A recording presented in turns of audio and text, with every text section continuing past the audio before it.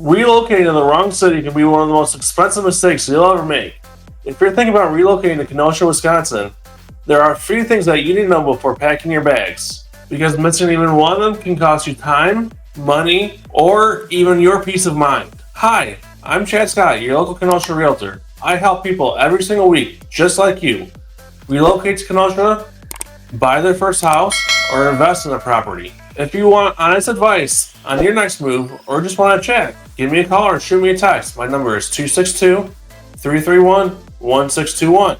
Or you can contact me at any of the contact information that's down below here in the video description. No pushy sales tactics. Promise I won't pressure you to do anything that you don't want to do. Just real help from somebody who knows this community inside and out. First thing you have to know before you move here to Kenosha is the weather. We have to talk about the weather. So if you're moving to Kenosha from a warmer climate, let's say Florida or Arizona or California, guess what? Our winters here, sometimes they start as early as October. We often have snow on Halloween. It's not uncommon to see trick-or-treaters bundled up in their winter jackets or snow suits even, trick-or-treating from house to house while it's snowing out or sleeting or there's an ice storm. That often happens a lot of Halloweens because we have winter that starts early here. And be prepared for snow removal, driving on snow-covered roads, icy roads, and those drivers that are just really bad at driving on that first snowy day. Because everybody forgets how to drive on snow-covered roads when we get that first snowfall of the year. And even though our public works people try really hard to keep the roads clear, when the snow's coming down really hard and really fast, they just can't keep up some days. And don't forget about clearing out your own driveway to snow. When the snow's coming down really fast, you may have to shovel or snow blow 2, 3, maybe even 4 times in a day or night. It can get really annoying. But guess what? If you don't want to be driving on top of the 4 inches of snow, it's something you gotta do. As I mentioned before, a lot of people are surprised by how early our winters sometimes start. Our winters can start as early as mid-October. I've seen us get snowfall as early October, but it's not uncommon for our winters to start in mid-October or November. And obviously winter starts in December here in Wisconsin. And it lasts through, I've seen us get snow as late as the end of May. So usually our winters start, let's say, end of October, and they go all the way through May. It's almost 6 months of winter time here in Wisconsin. Now, usually it's not nonstop snow, nonstop cold. It's just wintertime. It's cooler weather. It's weather where you don't want to be outside walking your dog. Weather where you don't want to be out there all the time. It's just cooler than normal temperatures. It's temperatures where you have to wear a winter jacket outside. But guess what? As a local, you embrace it. You go outside, you go sledding on hills in Petrifying Springs, bigger hills here in the area. If you're into skiing, snowboarding, tubing, there's Wilmot Mountain here in Kenosha County. Maybe like snowmobiling, when you get enough snow for that, you go snowmobiling. Perhaps you like ice fishing. Me personally, I don't like ice fishing, but some people do. When the lakes freeze over in January and February, people love to go out in the lakes and ice fish. Maybe you just like to fish when it's really cold out and you like to do that kind of stuff. You can fish all year long here in Wisconsin. You just have to get that fishing permit. You can go fishing any time of the year. I see people fishing in Lake Michigan all year long. Just bundle up really nice. They brave that wind that comes off the lake, and they go fishing all year long. They catch stuff all year long, and they love fishing. So that's for you. You can do that all winter long, all summer long, all spring long. Next, let's talk about property taxes and just the cost of living here in Wisconsin.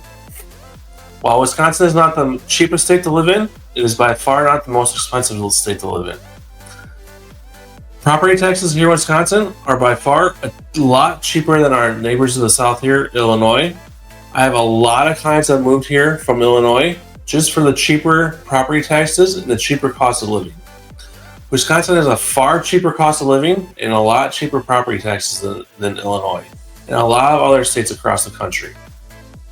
You can save a ton of money just by moving over the border from Illinois to Wisconsin on your property taxes, on things like your homeowner's insurance and your car insurance even.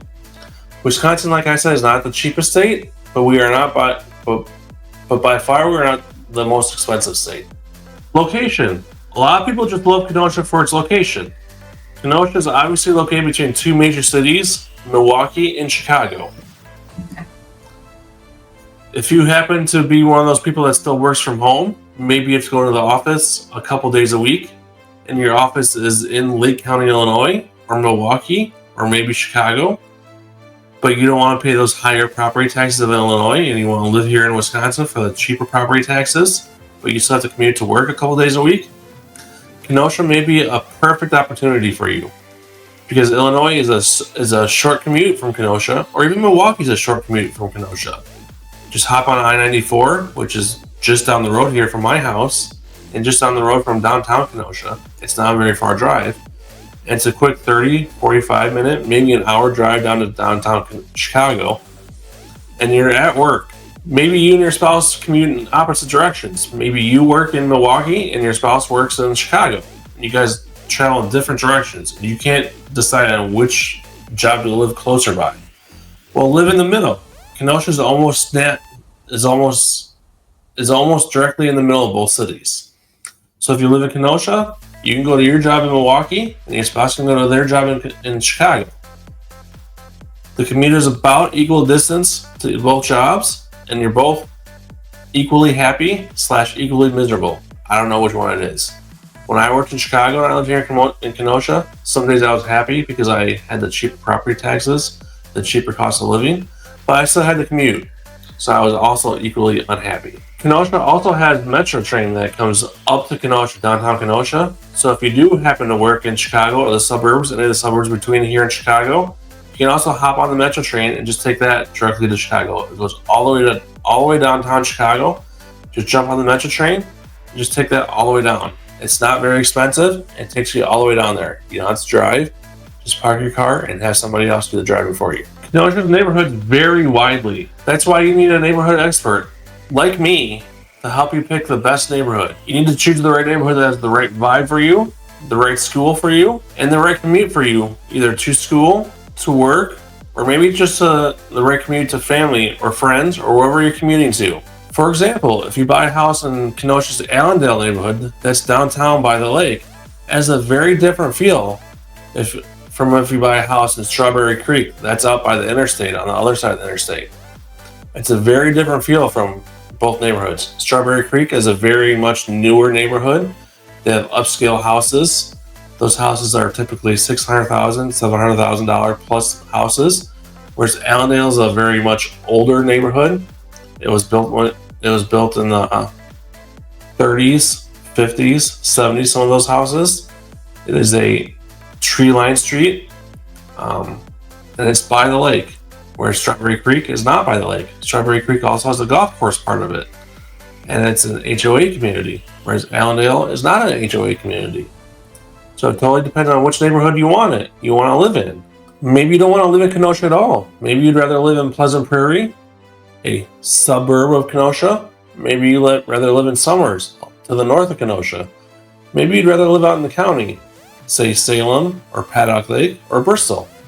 I can help you buy in any one of these communities. I'm an expert in all these communities, everything Kenosha County, or maybe you'd rather move a little further north to Racine or Racine County for a little bit of cheaper housing costs.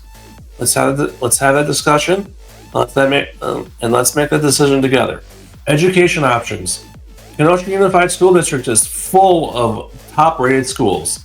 A lot of people that move here, they ask me about the schools. They ask me about Mahone School, Indian Trail School, Christian Life, which is a private school, and St. Joseph Academy, which is also a private school. They asked me which one is better. I can't legally tell them which one's better, just because I'm a realtor and I can't tell them. All I can do is direct you to a website. And they asked me which house is in which school district, boundary school district. Kenosha Unified is a unique school district where you don't have to live in that boundary school to send your kids to that school. You can send your kid to any unified school district school that you want to.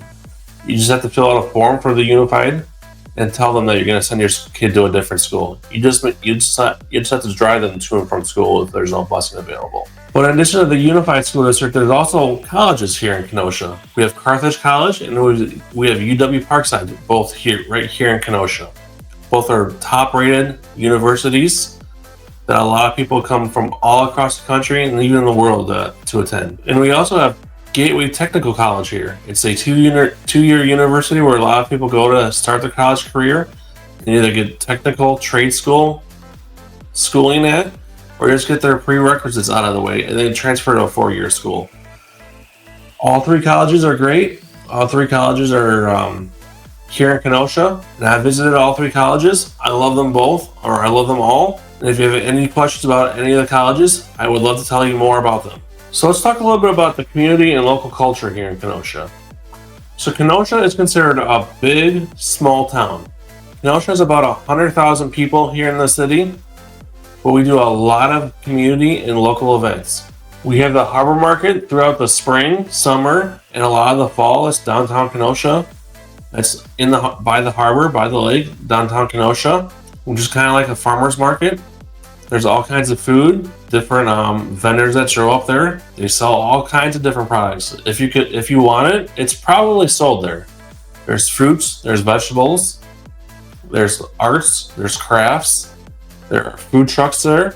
It's a fantastic place to visit and walk around and just take in the atmosphere, talk to some of your friends that you'll probably see down there, buy a couple things, and then spend an hour or 2 down there, and then go home and enjoy the rest of your Saturday.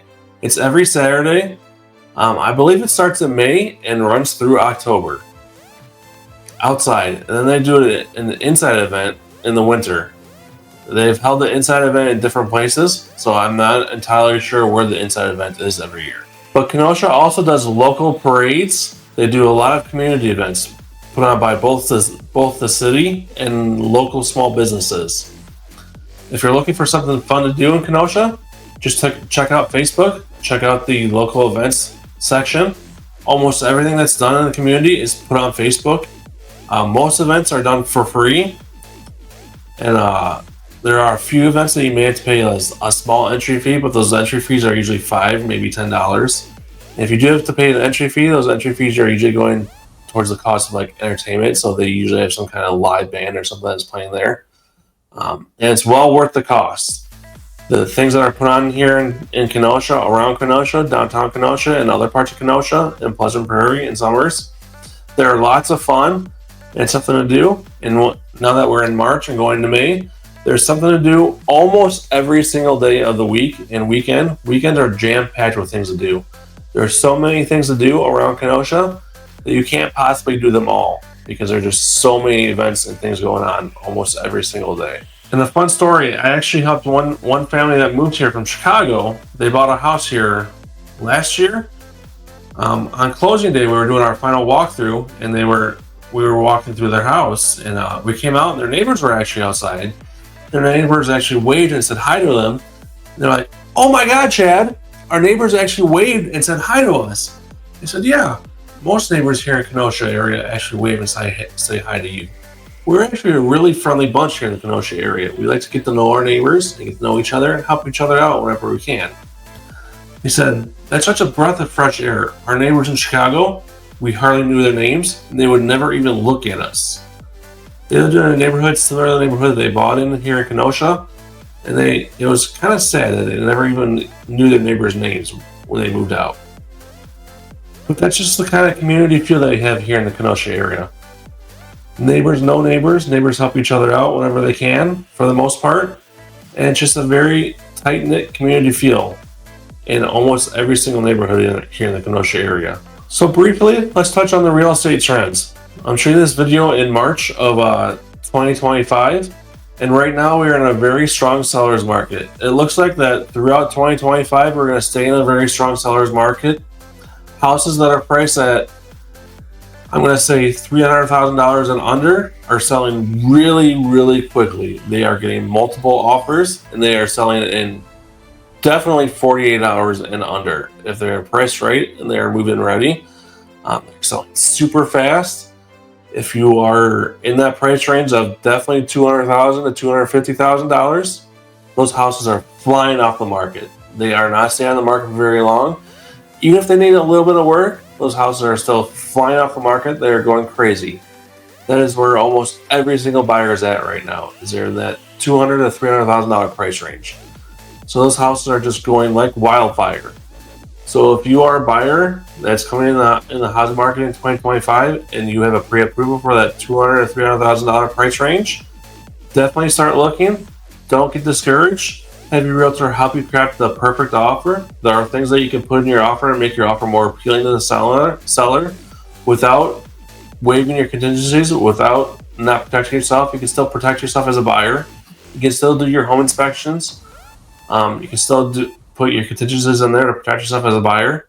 Just make it look more appealing to the seller. There are a lot of things that I do as a buyer's agent to help protect my buyers and just make your offer look a lot more appealing to that seller. If you want my tips and tricks, I'm happy to share them with you when you become my client as a buyer. Give me a call, shoot me a text. I have buyers and sellers reach out to me every single week, ask me how I can help them buy and sell a house here in the Kenosha area. My number is 262-331-1621. Shoot me a text, give me a call. Happy to help out any way that I possibly can. All my contact information is down below here in the description of the video. I hope they have a fantastic rest of your day and enjoy the rest of your week. I'll see you on the next video.